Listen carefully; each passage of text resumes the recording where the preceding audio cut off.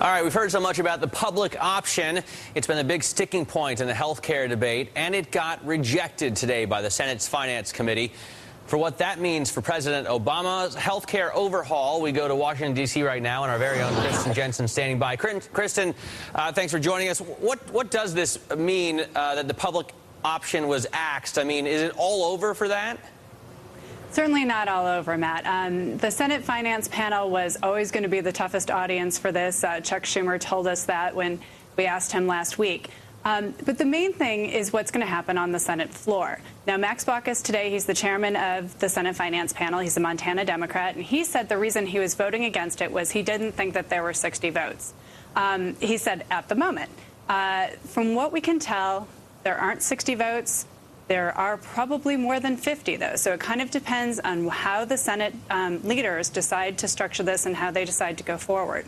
Didn't Baucus himself have another suggestion? I mean, he's got the co-op in his plan, right?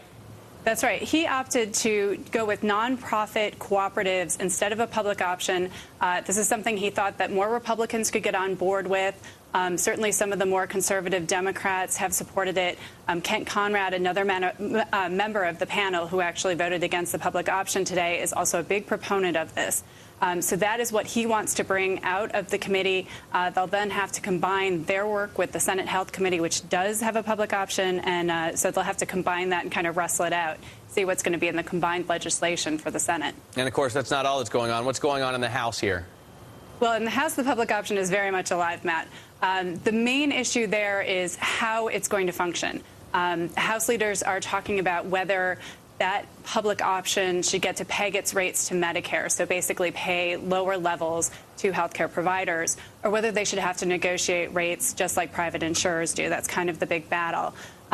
So it looks like when the House goes to vote, at least initially, that they will have a public option. And then assuming something gets through the Senate, the two have to combine their work, and that's where the public option may get axed if they decide that it's the only way they can get it through the Senate. But so, I mean, in the House and in Senate, at least on one panel or committee, there's a public option that could get wrapped into the final legislation.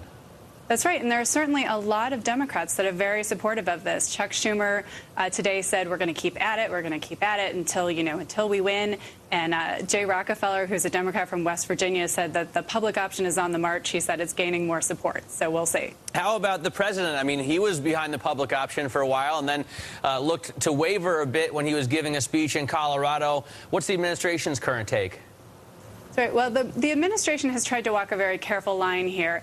They say that they prefer a public option, but they're certainly willing to be open to other options. And President Obama said this when he did the speech to the joint session of Congress. He said the main thing that has to happen is that some kind of competition has to come in for private insurers. And he said the left shouldn't be so set on the public option, and the right shouldn't be so set against it and be open to things like the cooperatives. All right. Hey, Kristen, thanks very much. Kristen Jensen covering the health care debate for us in Washington, D.C.